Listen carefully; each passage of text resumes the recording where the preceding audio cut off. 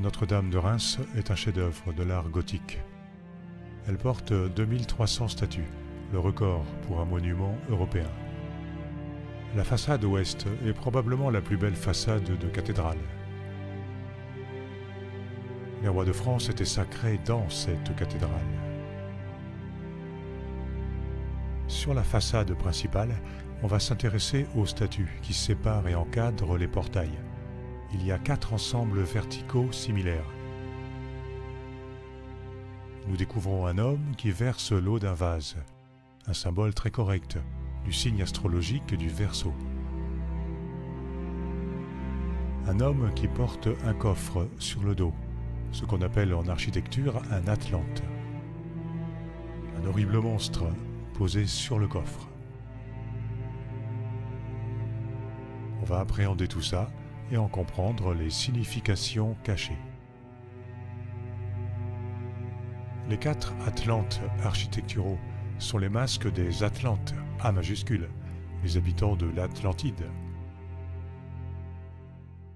L'Atlantide aurait été une île de l'océan Atlantique sur laquelle se serait développée une civilisation idéale et qui aurait sombré dans les flots il y a plus de 11 000 ans.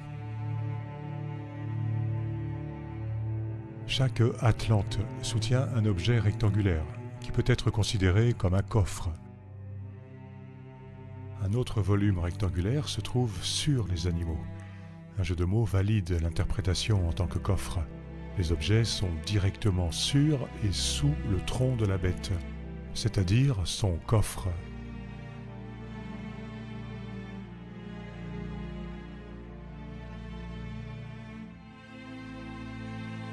Un ancien synonyme du mot coffre était arche, mot qui a été utilisé pour le codage de l'architecture. Ce mot avait le sens de coffre, archive, trésor, et aussi une autre signification que l'on abordera bientôt. Il est dit que l'Atlantide s'est abîmée dans l'océan à la suite d'un grand cataclysme.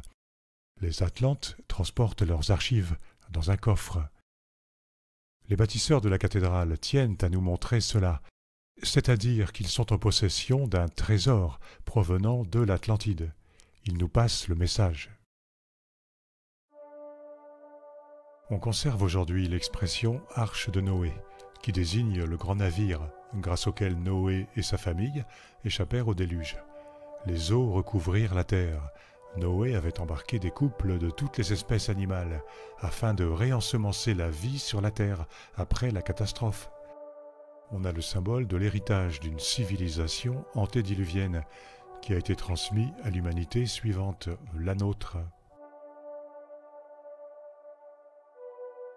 Une créature monstrueuse est perchée sur le coffre pour amener le mot « monstre » dont un des sens était « chose prodigieuse, chose incroyable ».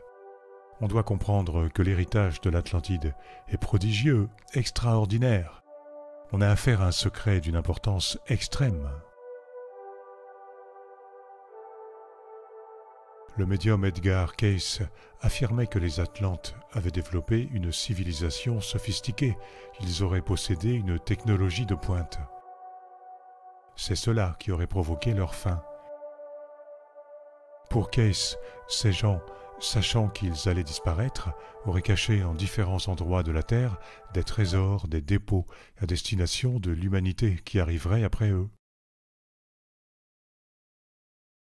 En moyen français, le verbe « monstrer » voulait dire démontrer, prouver, enseigner, initier. C'est le propos des sculptures décoratives de la cathédrale. Ces œuvres ne doivent pas être banalisées, mais portent au contraire des significations précises, avérées, révolutionnaires.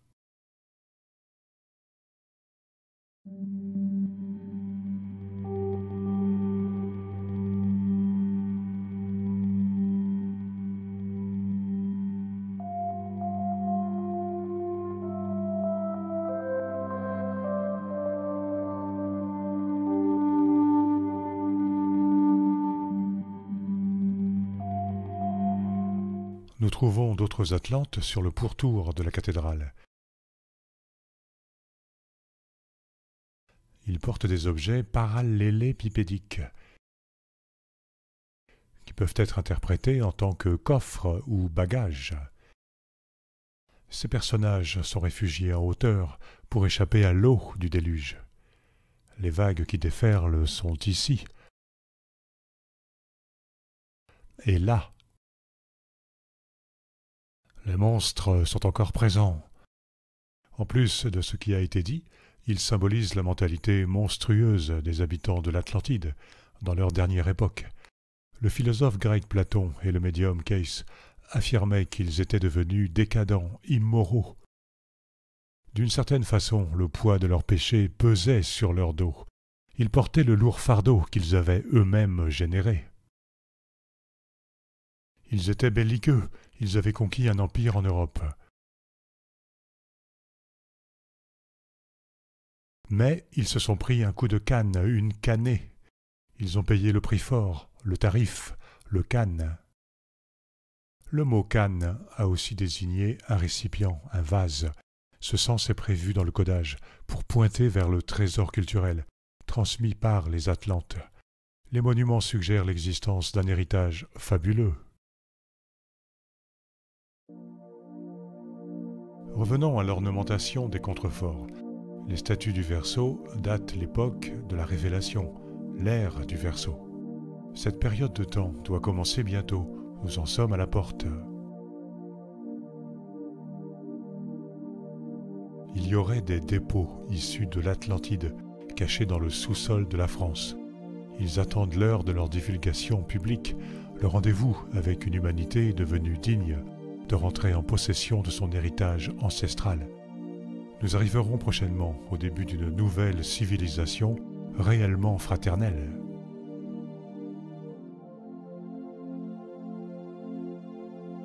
Ici, sur le dos du monstre, se trouve un personnage qui joue de la harpe. Il s'agit du roi David, fréquemment représenté avec cet instrument de musique. L'Arche d'Alliance était le coffre sacré des Israélites. Elle symbolisait la présence de Yahvé. Elle contenait les tables de la loi que Moïse avait reçues de Yahvé sur le mont Sinaï. David apporta l'arche à Jérusalem. Il dansa devant elle. Il reviendra à son fils Salomon de bâtir le fameux temple et d'y installer l'arche.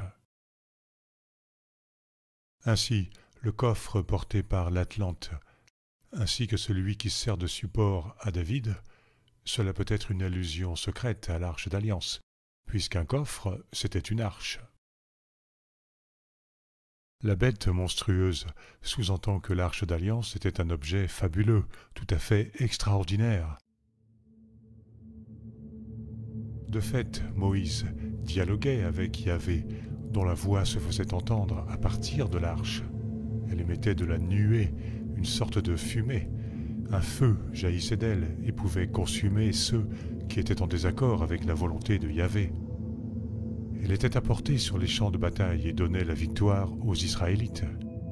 Des traditions non bibliques disent qu'elle pouvait s'élever dans les airs. En sa présence, les eaux du fleuve Jourdain se sont arrêtées de couler et le peuple a traversé à sec. Elle a fait tomber les murailles de la ville de Jéricho.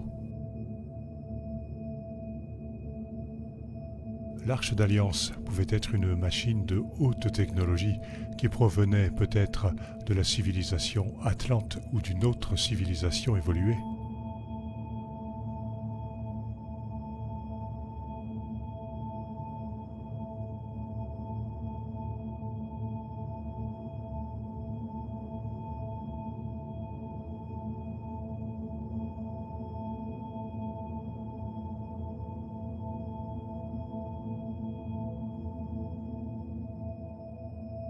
Il existe une disposition qui confirme l'interprétation vers l'arche. Tout en bas de la colonne David, monstre, coffre, Atlante, Verseau, se trouve une statue de la reine de Saba, nommée Makeda. Elle est en symétrie avec le roi Salomon, en bas d'un autre empilement du même genre. La Bible raconte comment la reine de Saba, probablement éthiopienne, a rendu visite au roi Salomon. Le Kebra Nagast, le livre sacré d'Éthiopie, rapporte que les deux souverains devinrent amants. De leur union naquit un fils, Ménélik. Devenu adulte, il retournera en Israël pour voir son père. Dans son voyage de retour vers l'Éthiopie, il aurait emmené l'arche d'alliance. Sous la statue de David, on voit que le porteur du coffre a un faciès vaguement négroïde, avec un nez épaté. Est-il un Éthiopien? Devenu roi, David ordonna de transporter l'arche à Jérusalem, la capitale de son royaume. Pendant le transport, les Israélites font la fête. Alors que les bœufs menacent de renverser le coffre, un certain Uza le saisit pour le maintenir en équilibre. Mal lui en prend, il tombe mort. La Bible précise que David eut peur et que suite à cet accident, il renonça à transférer le coffre chez lui. Cette angoisse est marquée sur son visage.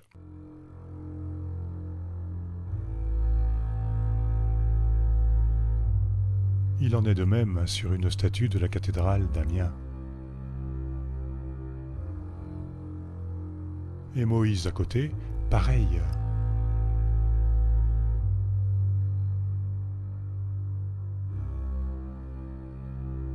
La reine de Saba tenait un livre de la main gauche, probablement le Kebra Nagast.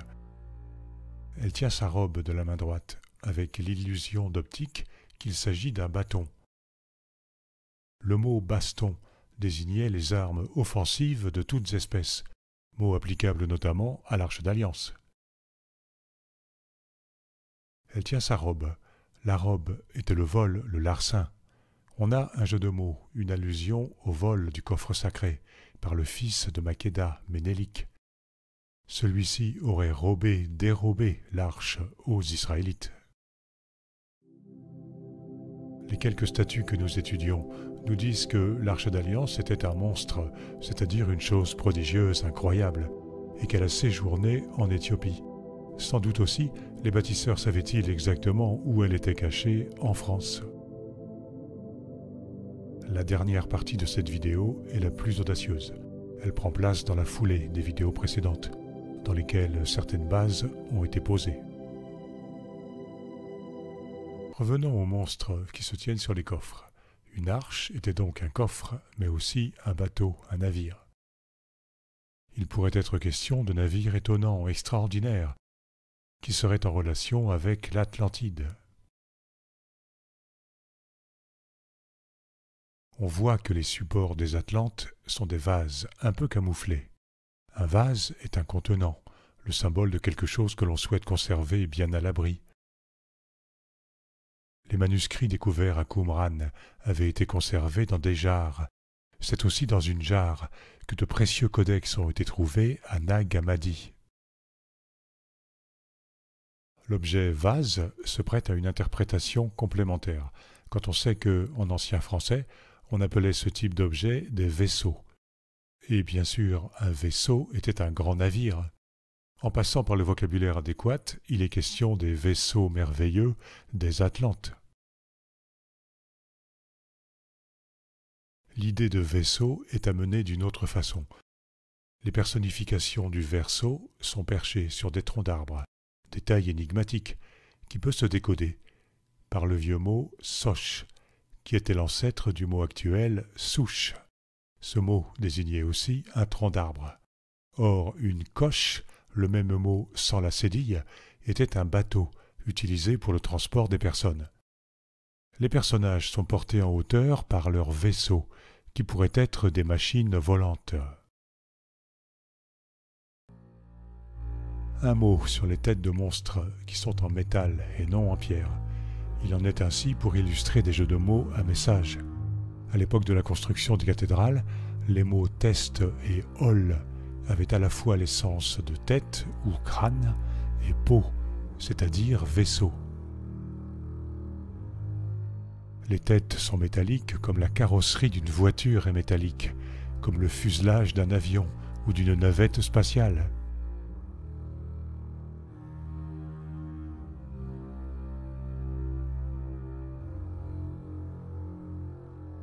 L'entrée dans l'ère du Verseau doit coïncider avec le début d'une civilisation harmonieuse. Voyons cela. Le logo du signe des poissons montrait deux animaux qui avaient été pêchés, comme l'indiquait la suggestion du fil de pêche. Le Christ avait été martyrisé, mais l'eau du verseau sera versée pour vivifier le poisson, le Christ, qui doit revenir. Les valeurs du christianisme seront enfin appliquées à grande échelle avec un nouveau baptême, symbolisé par l'eau du verseau. La foi, la spiritualité seront enfin boostées par cette eau de la vie. Ces personnages n'ont pas l'air très joyeux, mais plutôt maussades, parce que la venue du verseau doit coïncider avec les péripéties dramatiques du livre de l'Apocalypse. L'eau est aussi un élément destructeur.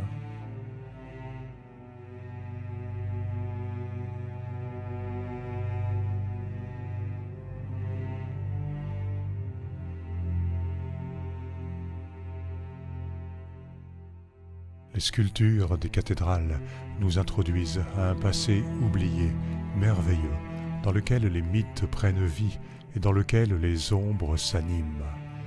Dans cette préhistoire imaginée, l'Atlantide a vraiment existé. Elle possédait des moyens de transport similaires ou supérieurs à ce qu'on connaît aujourd'hui.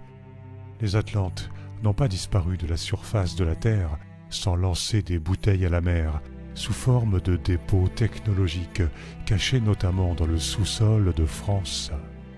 Quand ils seront découverts et rendus publics pendant l'ère du Verseau, bientôt une révolution culturelle se produira. La science antédiluvienne servira à bâtir un monde nouveau, basé sur l'amour, et non pas à créer des armes surpuissantes. La Bible comporte de multiples allusions à des aéronefs sophistiqués.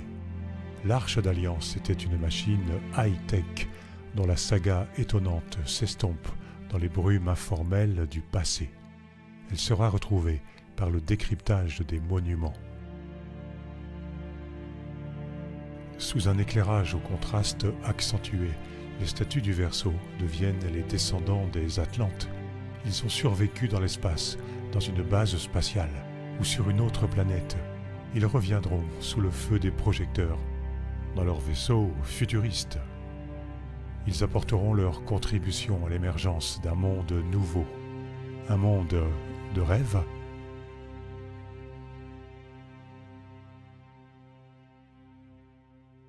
Ma prochaine vidéo sera la suite de celle-ci. Soyez au rendez-vous. Bonne continuation et à bientôt.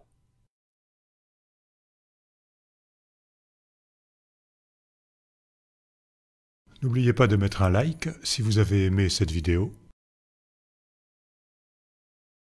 Vous pouvez vous abonner à ma chaîne